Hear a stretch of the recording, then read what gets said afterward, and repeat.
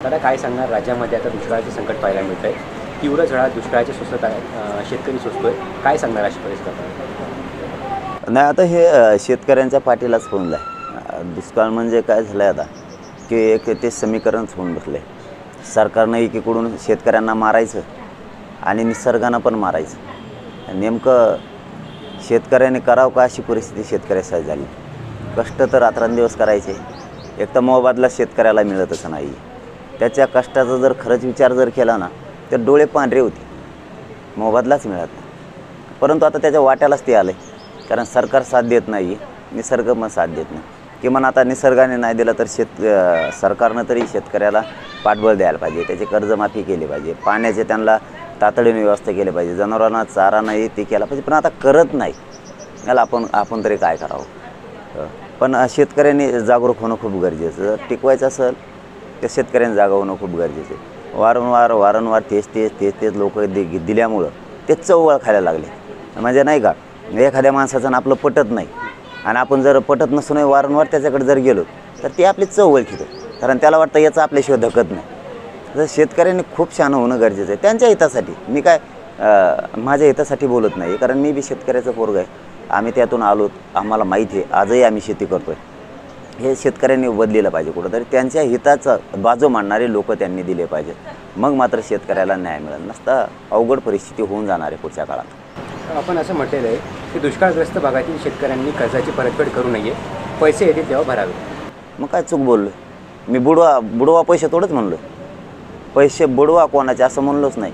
नाहीच येत पैसे शेतकऱ्यांकडे तर ते भरून कुठून? आणि मग तुम्हाला भरण्याऐवजी तुमचा जीव का संपवायला लागले तुम्ही त्या भरण्यासाठी? तुम्ही जर मेलात, तुम्ही जर आत्महत्या केली, तुमचं कुटुंब एक तर वाऱ्यावर पडतं आहे. तुम्हीही गेलात, कुटुंबही गेलं. ना कोणचा पाहुणा रावळा येतो, ना कोणचं गाव येतं, ना जिल्हा येतो, ना कोणचं राज्य येतं. तुम्ही समजून घ्या. शेतकऱ्यांनी माझी बोलण्याची भूमिका समजून घ्या. मी काय कोणाचे पैसे बुडा म्हणत नाही, परंतु आल्यावर द्या ना. काय करीन ते? एखाद्यावरती केस करीन, दुसरं काय करीन? मान्य न्यायालयात जाऊ, शेतकऱ्यांनी न्यायालयात जा, आपली बाजू मांडा की आमच्याकडे पैसे नाही आहेत, आम्ही आल्यावर भरतो, आम्हाला टप्पे पाडून द्या. मान्य न्यायालय न्याय देईल 100%. तुम्ही आत्महत्या का करताय? तो पर्याय नाही आहे. मी तळतळ ही सांगतोय की आम्ही मागचे कुटुंब बघितलेत आत्महत्या झालेली, इतके हाल आहेत. त्यांच्या लेकरांचे शिक्षण सुटले तेव्हापासून, ना त्यांच्या शेतीत काम करायला कोणी राहिलं. जो त्रास आहे तो पुन्हा तोच व्हायला लागला. त्यामुळे आत्महत्या पर्याय नाही. आणि शेतकऱ्याची किंमत बघा, सरकार किती करतं. 1-1.5 लाख रुपये देते त्यांना. ही किंमत आहे माझ्या शेतकऱ्याची.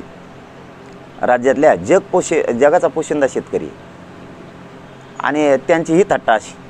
त्यापेक्षा माझं म्हणणं असं आहे की तुम्ही शेतकऱ्यांनी आत्महत्या नका करू, अजिबात करायचं नाही. कोणी काय संबंध आहे कोण आत्महत्या करायचं? येते तेव्हा देऊ, काय करत नाही कोण. काय भ्यायचं? मरणापेक्षा मोठं काय आहे? त्यापेक्षा मरायचंच नाही. येते तेव्हा भरायचे. आपण बुडवायचं कुठं म्हणतो? आल्यावर भरू. त्याला आल्यावर सांगायचं, आल्यावर भरू. दादा तुम्ही असंही म्हणाले की न्यायाधीशांकडे आपण, म्हणजे तुम्ही स्वतः ही परिस्थिती काय ती मांडणार आहे? नाही, मी नाही. शेतकऱ्यांनी समजा आता त्यांच्यावर केस केली त्या पैशावाल्यानं, मान्य न्यायालयात जायचं. मान्य न्यायालय न्याय देईल. पैसाच नाही म्हणल्याच्या नंतर जीव तर वाचायला पाहिजे. न्याय मंदिराशिवाय, न्यायालयाशिवाय न्याय मिळू शकत नाही. मान्य न्यायालय जीव द्या म्हणणारच नाही, टप्पे पाडून देतील पैशाचे, त्याप्रमाणे ते भरतील. मरायचं का? येतील तेव्हा देऊ ना, कोणी देऊ. आणि तेव्हा काय करीन? आल्यावर तेव्हा शेतकऱ्यांनी द्यायचे.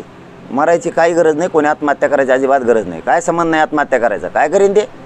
नाही द्यायचे. जीवापेक्षा मोठं काय? अजिबात कुठल्याच शेतकऱ्यांना राज्यातल्या आत्महत्या नाही करायची. येतील तेव्हा देता येतील त्यांना. जीवापेक्षा मोठं काही नाही आहे. आणि कोण काय करत नाही कोणी. तुम्ही उगा खचून जाऊ नका. गोरगरीब शेतकऱ्यांनी केस झाली तरी भ्यायचं नाही, आणि तो दारात आला तरी भ्यायचं नाही. खचून का जात आहे तुम्ही? हे गरीब माणसं काय हळवे असतात, हे भीती आहेत, घाबरतात. काय संबंध नाही भ्यायचा. आल्यावर देऊ. आपण कुठं बुडवायला लागलो? आल्यावर देतात. एकाने आत्महत्या करायचं काय कोण करत नाही आपलं. आणि काय करेन तेव्हा बघून घेऊ काय करीन.